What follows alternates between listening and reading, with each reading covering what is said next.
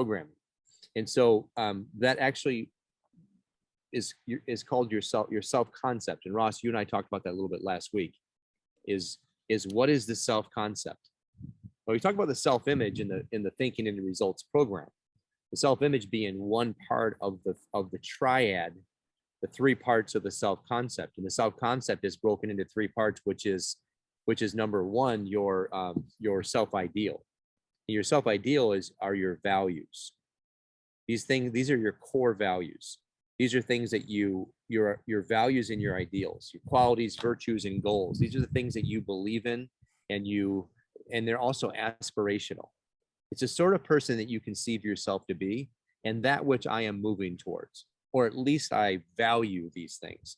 They could be things like I value, Ross and you and I talked about that as well, is a value of mine is exploration. And what that looks like with my family is travel. So I value exploration, and what it looks like with my family is we explore. We go out and check out new places and new cultures and see different things. When? As often as we can. How? By virtue of my hard work.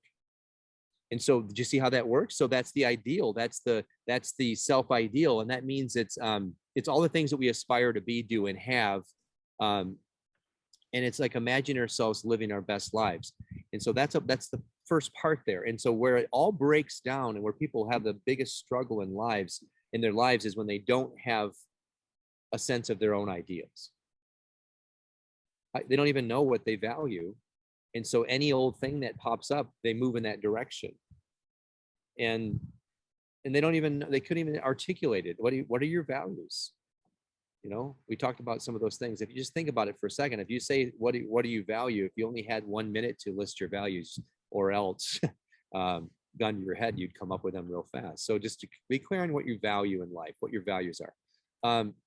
And so that's what it is. The more clear you are about your values and your ideals, the more successful you'll be. Successful people are very clear about their ideals and their values, and unsuccessful people are very fuzzy about them.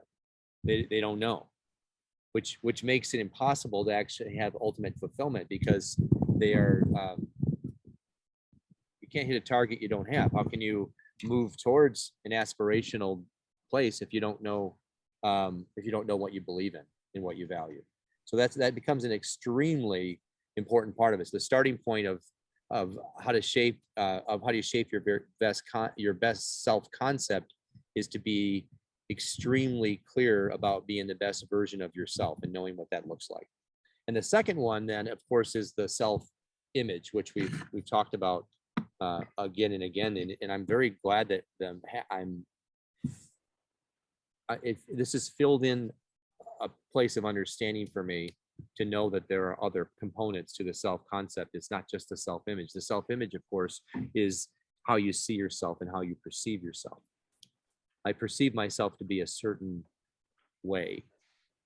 I am not who I think I am. I'm not who you think I am. I am who I think you think I am. It's the sort of person you conceive yourself to be really inside. When you lay your head on your pillow and go to sleep at night, like you're with you. You know the way, you really believe that this is who you are. And it's also changes. When you change your self-image, you change your effectiveness.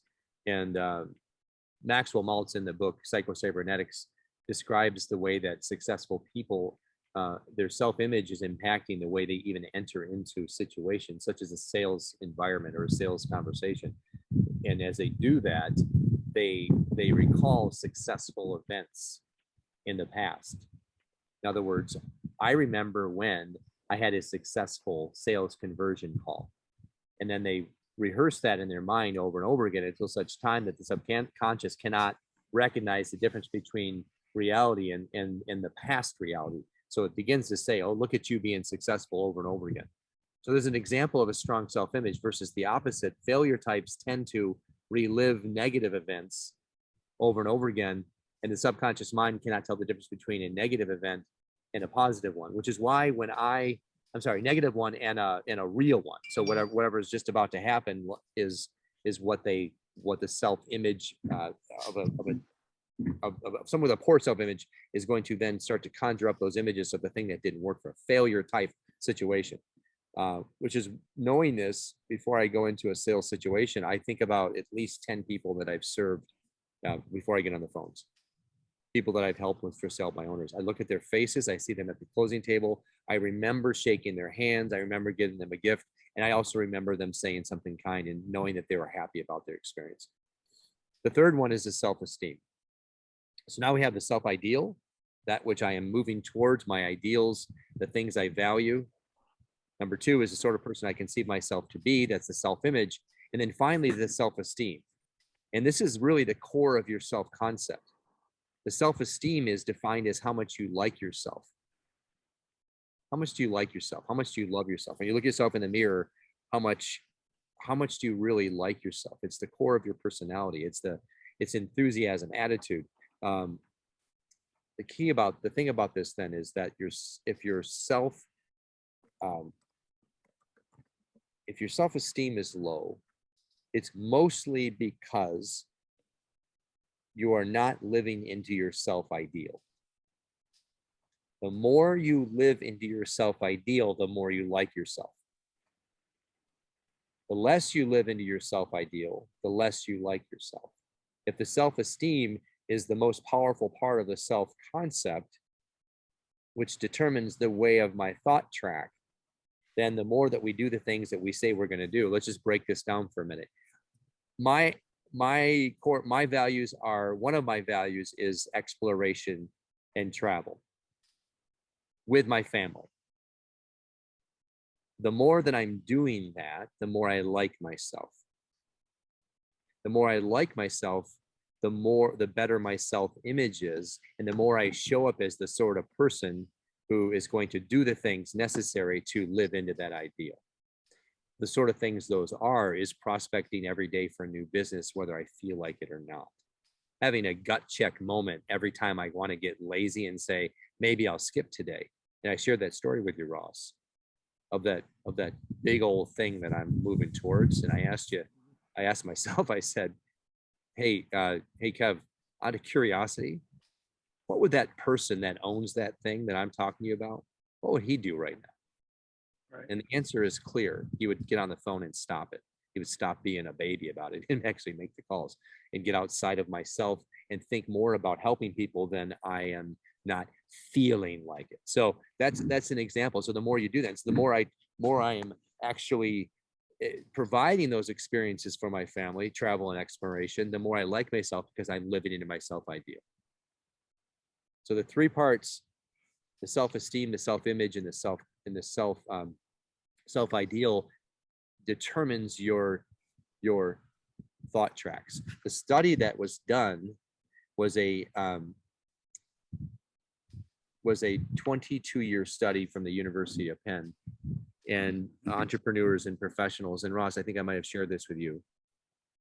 And they asked, imagine a 22-year study asking 350,000 entrepreneurs and business people what they think about most of the time. It's a simple question. What do you think about most of the time? Well, the results were amazing. And it's just something to really just listen to here. The results were this: that if they asked 350,000 people that are entrepreneurs and business people over 22 years time, those that were in the top 10% in terms of income and growth, they asked them, what do you think about most of the time? And their answer is they think about what they want and how to get it most of the time. They think about what they want and how to get it most of the time.